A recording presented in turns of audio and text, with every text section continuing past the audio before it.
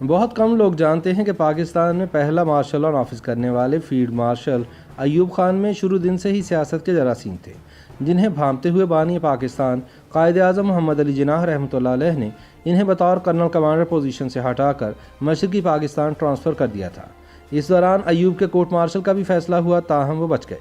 لیکن محمد علی جناح رحمۃ اللہ علیہ کی وفات کے بعد ایوب کے اندر موجود سیاسی کیڑا پاکستان میں پہلے مارشل لاء کا باعث بن گیا۔ بعد ازاں یہی سیاسی وائرس ایوب خان کے بیٹے گوہر ایوب خان اور پھر ان کے بیٹے عمر ایوب خان میں منتقل ہوا۔ تاریخ کے اوراق سے پتہ چلتا ہے کہ قیام پاکستان کے کچھ عرصے بعد سردار عبدالرب نشتر نے ایوب خان کے بارے میں ایک فائل قائد اعظم محمد علی جناح کو بھجوائی اور نوٹ میں لکھا کہ ایوب خان مہاجرین کی بحالی اور ریلیف کی بجائے سیاست میں دلچسپی لیتا ہے۔ اس پر قائد اعظم نے فائل پر یہ آرڈر لکھا کہ میں اس آرمی آفیسر کو جانتا ہوں، یہ فوجی معاملات سے زیادہ سیاسی معاملات میں دلچسپی لیتا ہے، اس کو فوری مشرقی پاکستان ٹرانسفر کیا جاتا ہے۔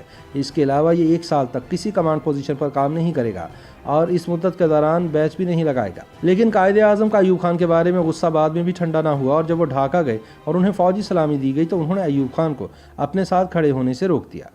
دراصل تقسیم کے زمانے میں امرتسر میں ہندو مسلم فسادات پر قابو پانے کے لیے ایوب خان کو ذمہ داری سونپی گئی تھی، مگر وہ وہاں جا کر مہاراجہ پٹیالہ کی محبوبہ پر عاشق ہو گئے اور اپنا بیشتر وقت اس کے ساتھ گزارنے لگا اور فسادات پہ کوئی توجہ نہیں دی۔ اس پر قائد اعظم نے سزا کے طور پر ان کو ڈھاکہ بھیجا تھا۔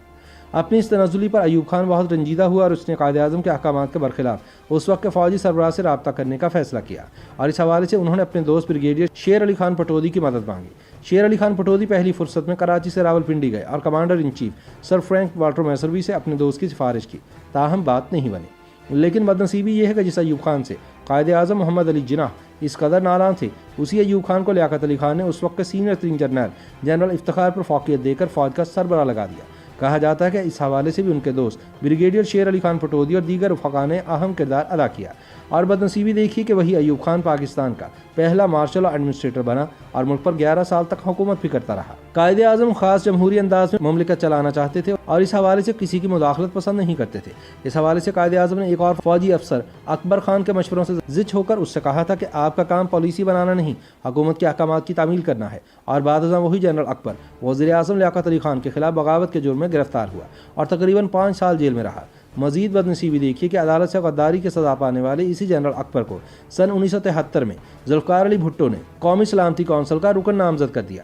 کہتے ہیں کہ بانی پاکستان جون سن 1948 میں اسٹاف کالج کوئٹہ گئے تو وہاں گفتگو کے دوران ان کو اندازہ ہوا کہ اعلیٰ فوجی افسران اپنے حلف کے حقیقی معنوں سے واقف نہیں ہیں۔ اس موقع پر انہوں نے اپنی لکھی ہوئی تقریر ایک طرف رکھ کر فوجی افسران کو یاد دہانی کے طور پر ان کا حلف پڑھ کر سنایا اور انہیں احساس دلایا کہ ان کا کام حکم دینا نہیں، صرف فرض ماننا ہے۔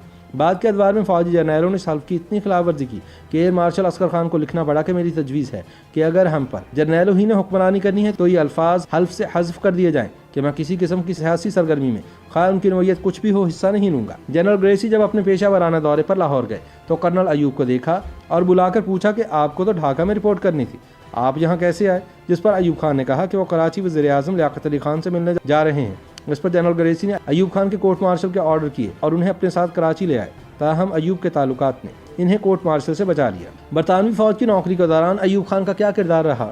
اس حوالے سے کہا جاتا ہے کہ تاج برطانیہ نے تقسیم ہند کے وقت فسادات کی روک تھام کے لیے پنجاب باؤنڈری فورس تشکیل دی، جس کا ہیڈ آفس لاہور میں تھا۔ پاکستان سے تعلق رکھنے والے ایک مسلمان کرنل کو بھی اس باؤنڈری فورس میں اہم عہدہ دیا گیا۔ ایک روز خبر ملی کہ بھارت سے پاکستان کی طرف آنے والی مہاجرین کی ٹرین کو مشرقی پنجاب میں روک کر تمام مسافروں کو شہید کر دیا گیا ہے، اور اس ٹرین کی حفاظت پر مامور پاکستانی کرنل خاموش تماشائی بنے رہے۔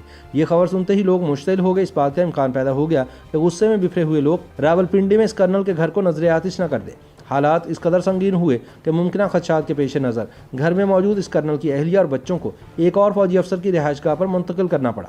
اس کرنل کا نام ایوب خان تھا۔ کلاسیفائڈ دستاویزات کے مطابق عسکری حکمت عملی کے اعتبار سے کرنل ایوب خان اوسط درجے کا افسر تھا۔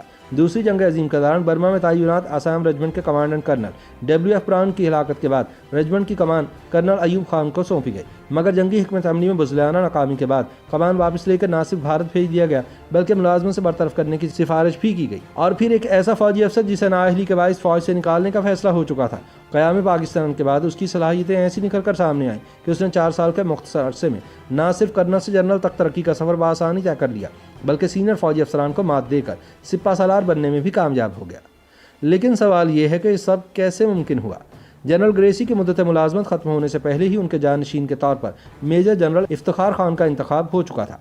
कमांडर इन चीफ नामजद होने पर जनरल इफ्तिखार को इंपीरियल डिफेंस कोर्स के लिए बरतानिया भेजा गया।